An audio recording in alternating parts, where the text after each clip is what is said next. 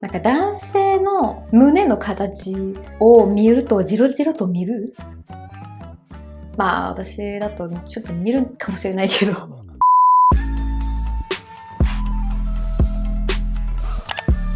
I have no idea what I look like. 皆さん、こんにちは。バネッサです。セルフラブコーチをやっています。セルフラブとは自分を愛して自信をつけて自己肯定感を高めることです。今日の動画ではおっぱいについて話していきたいと思います。私の YouTube チャンネルではセルフラブ、自己啓発、女性のエンパワーメント、フェミニズム、健康などについて話しています。よかったら登録をお願いします。で、最後まで見ていただいた方には秘密の絵文字が出てくるので、最後まで楽しんでいただけたら嬉しいです。じゃあ早速おっぱいについて話していこう。私は日本に、住んだ経験がありまして、東京と京都ですね。一番長かったのは京都です。やっぱり気づいたのは、電車の中でよくおっぱいをじろじろと、見られました。はい。それがすごい気になってて、やっぱりすごい恥ずかしいじゃないですか。で、友達に話してみたら、Oh my god。はい、どうぞ。友達が説明してくれたのは、ちょっと大きめだから目立つのよとか、私はそんなにでかくはないと思うけど、フランスで普通なサイズだけど、日本ではちょっと大きめって感じで、なんかそのためやっぱり目立つから、やっぱり見てしまうよって説明してくれて、まあ目立つのはわかるけど、だって私もストレート女性なのに、女性の胸を見てしまう時があるんですよ。もちろん人間だから。でもジロジロとは絶対見ない。でも日本で本当にめっちゃなんかこんな感じ。マスクしてるおじいちゃんが、私がここに立ってなんかずっとこんな感じ。で、私気づくやん。おじいさんを見るやんか。おじいさんと目合うやんか。で、目合った時に私ちょっとなんか怒ってるような顔をするやんか。ちょっとやめてくださいみたいな顔。その顔をしても目合って、で、続く。They ask you how you are, you just have to say that you're fine when you're not really fine, but you just can't get into it because they would never understand. でその時に本当にもう自分の中何かが壊れたような音を聞こえた気がする。リスペクトをしてくれてないよね。女性ってやっぱりただの体なの？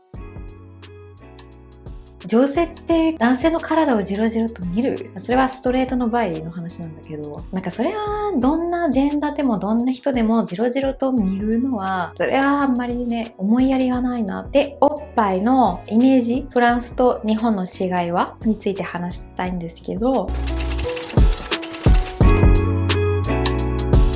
やっぱり私フランス人で、フランス生まれ育ちのフランス人で、やっぱりフランスのおっぱいのイメージを学んできたんじゃないですか。で、子供の頃から自分の周り、街の中でとか、あとデコルテっていうのかな、普通にデコルテを見えてるので、それが普通だと学んでくるやん。だからおっぱいって普通だし、別になんかデコルテが恥ずかしいことじゃないし、逆にすごい女性らしくてセクシーだなというふうに学んできた。で、20歳てか前も19ぐらいに、旅行で東京に行ったんですよ、友達と。で、その時に私すごいパリピだった。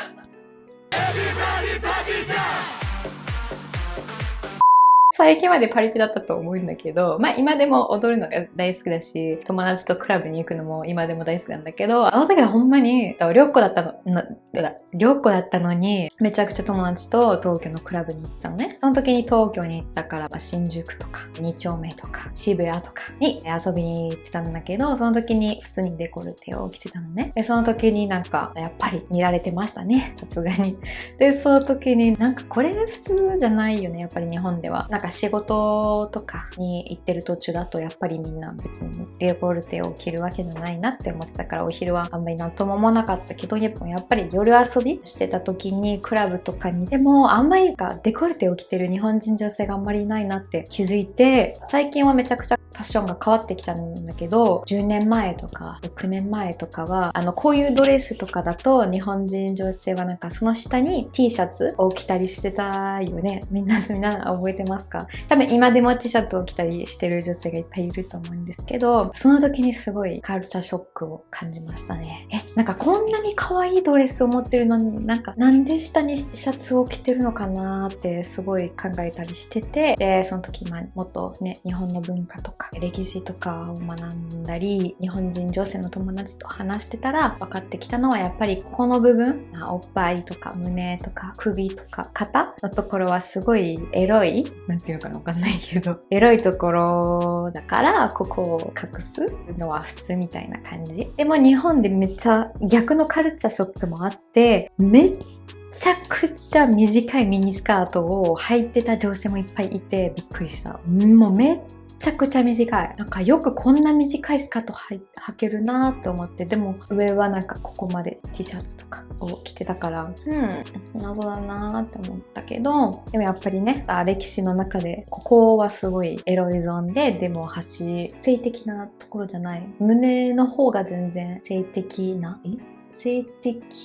感じで見られるかな。で、面白いのは、フランスは真逆ですよ。フランスでは、ここは別にエロくないとかじゃなくてエロいよ。なんかセクシーだけど、昔の歴史を見ると、例えばマリー・アントワネットとかを見たら、その頃のドレスとかを見たら、みんなすごいおっぱいはちょっと見えるんだけど、でも足は絶対見えないでしょ。めっちゃ長いドレスで、ドレスの下もいろいろ切ったりしてて、足首とかもエロいところだったから絶対に見せないけど、ここはすごい女性らしいところだったからすごいデコルテを着たりしてたと思います。めっちゃ面白いでしょ。だからその違いを分かった上でなるほどなってなったのね。でもやっぱり私はすごい日本に住んでた時にデコルテを着るとすごい恥ずかしかったんだけど、でもやっぱり私はセクシーな服を着るのが好きだし、それも着るとすごい気持ちいいし、すごい自信が出るからどんどん日本でも着るようになったんだけど、おじいさんたちに変な人に見られてもええわと思って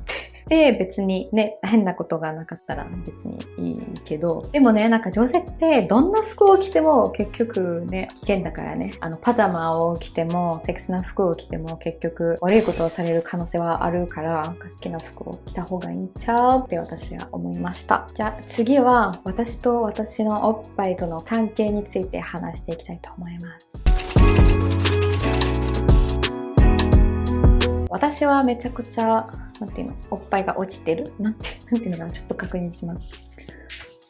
Google 先生により胸はしだれるっていうらしいです。私の胸はめっちゃしだれるしだれてるっていうのかな、間違ってたらすいません。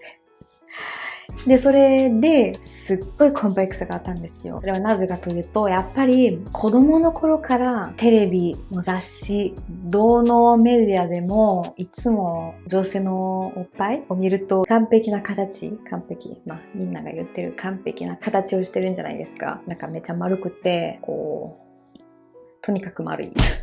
それを見てくると、自分のおっぱいって違う形をしてたら、サイズも違ったり、形も違かったり、色も違かったりすると、コンプレックスが生まれてしまう。だからデコルテを着る勇気もないし、ノブラで服を着るのも恥ずかしいし、ビキニを着るのも恥ずかしいし、いろんなことが恥ずかしくなっちゃうの。本当にセルフラブのことを発見して、ボディポジティビティという動きも発見したときに、いろんな女性のいろんな体を、見せてくれるインスタグラムのアカウントを見たり、リアルな体、雑誌が選んだいつも同じような体型をしてるモデルじゃなくて、本当に日常生活の中のモデルじゃない女性たちの体を見るだけですっごい安心するの。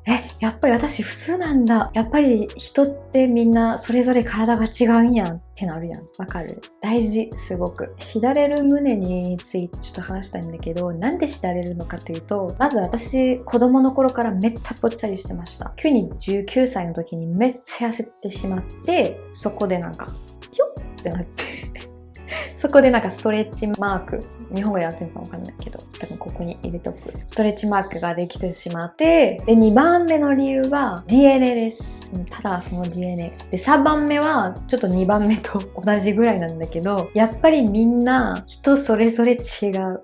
そう、当たり前でしょ？当たり前なのに雑誌とか映画を見ると、女優さんが裸になるときに、いつもめっちゃなんか理想な形のおっぱいしてるんじゃないですか。だからそれを見て自分の体と比べて同じおっぱいしてたらいいのになーってなるやんか。それはダメ。自己肯定感が下がる。自分の体に自信がなくなる。すごい選ばれた女優の体じゃなくて、まず自分に体があることに関して感謝しよう。本当に。それは当たり前なことじゃない。特に健康的な体を持ってたら、本当にまずそれに感謝してください。なんかいろんなことできるやん。この素敵な体と好きなところに歩けるし、で、美味しいものを食べて味を味わえる。美味しいものを美味しいものを味わえるっていうのかなとか、で、しっかりその食べ物をお腹が消化してくれて、栄養をとってくれて、エネルギーになる。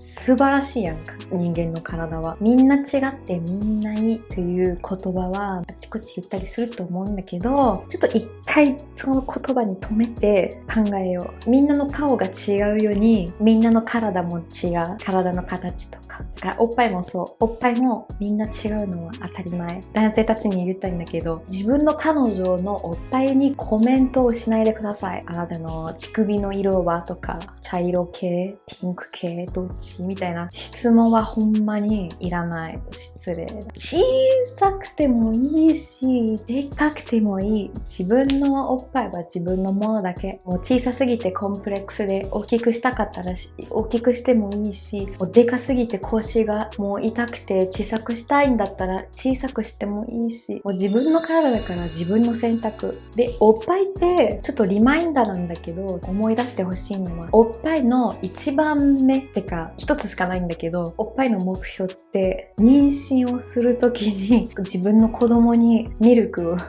ていうのかわかんないけど、ミルクをあげるために、あるものです。それだけ。もう終わり。別に性的なおもちゃじゃないし、男性が興奮するようなものでもないし、指と同じで、もともと何も性的な意味がない。わかる？性的なものにしたのは私たち社会です。で、その社会っていうのは、ストレート男性の時点から作られた社会じゃないですか。だから女性の体はやらしい、エロいとか。でももともとそうじゃないやん。わかる？言いたいこと。なんか男性の胸の形を見るとジロジロと見る？まあ私だとちょっと見るかもしれないけどジロジロとは見ない。相手には失礼だから。やらしいから隠してとか、なんかこういう服ちょっと胸が見えるから隠した方がいいよとか、ちょっと乳首の形が見えるからこういうシャツ着ない方がいいよっていうシェーミングは絶対しないや。だってただの体だから、自分の体と仲直りしたい。自分に自信をつけたい。もっと自分を愛して強く生きたいという女性たち ICU コミュニティにぜひ気軽に参加してください。下に招待リンクを貼っておくので、いろんな国からの強い女性たちが集まってるので、ぜひ参加してください。あなたは一人じゃないから、ありのままの自分の胸がもう十分ハグしてあげて。自分の胸の裏に自分の心があってね、心情もあるし、ここから愛がいっぱい出るので、愛してあげてください。愛してあげよう、胸を。で、今日は初めてこのドレスをノブラで着てみようかなと思ったんだけど、I'm proud of myself。自分のことすごい誇りに思ってる。勇気を出してノブラでこのドレスを着てるから、最後まで見ていただきありがとうございます。秘密の絵文字はこれです。ぜひコメントでこの絵文字を使ってください。このチャンネルを応援したいと思ってくれた方はぜひ登録をしておいてください。で、この動画も面白いと思ったらぜひいいねボタンを押してくれたらすごい助かります。もっとたくさんの人に届けるようになるのでよろしくお願いします。はい。もっと学びたいなと思ったらぜひこの2つの動画もチェックしておいてください。それではバイバイ。バネサでした。